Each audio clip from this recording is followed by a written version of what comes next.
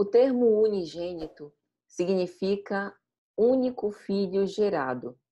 No Evangelho de Mateus, capítulo 1, a partir do versículo 18, nós temos a anunciação de Jesus a Maria de Nazaré. Vai dizer o evangelista: o nascimento de Jesus Cristo foi assim. Estando Maria, sua mãe, desposada com José, antes de se ajuntarem, achou-se ter concebido do Espírito Santo. E aí, o decorrer dessa história, a gente já sabe. José aceitou, embora não tivesse a paternidade do filho de Maria, por conta de Jesus ser concebido pelo próprio Espírito Santo, e assim ser filho unigênito, o único gerado no ventre de Maria, mas sendo filho de Deus. Bom, esse termo e essa noção, ela causa muita celeuma no ambiente religioso. Vamos tentar, de alguma forma, elucidar mais sobre isso.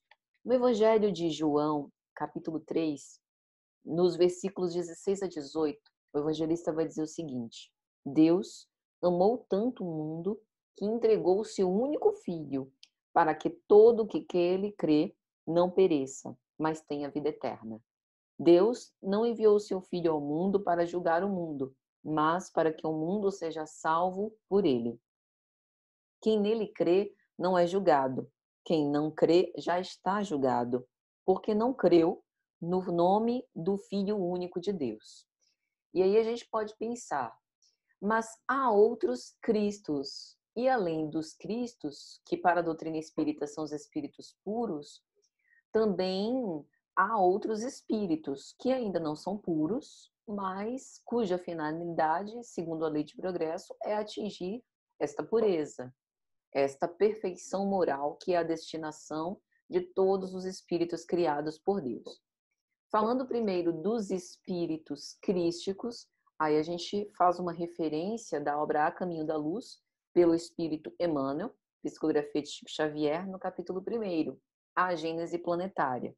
Emmanuel vai dizer: a comunidade dos espíritos puros. Rezam as tradições do mundo espiritual que, na direção de todos os fenômenos do nosso sistema, existe uma comunidade de espíritos puros e eleitos pelo Senhor, Supremo do Universo, em cujas mãos se conservam as rédeas diretoras da vida de todas as coletividades planetárias. Essa é a comunidade de seres angélicos e perfeitos, da qual Jesus é um dos membros divinos.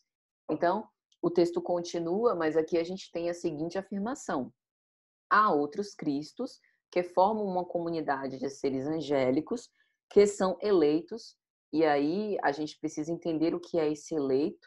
Tem um outro vídeo sobre os chamados e os escolhidos, mas são aqueles que fizeram esse processo do percurso do aperfeiçoamento moral e atingiram a finalidade da perfeição relativa que é dada ao espírito alcançar, mas é fato que o Cristo não é o único Cristo, mas ele fez-se homem, ou seja, Jesus Cristo, humano, nascido de Maria, que foi concebida pelo Espírito Santo, é uma experiência hominal de um espírito crístico que é muito mais do que essa personalidade, Jesus Cristo.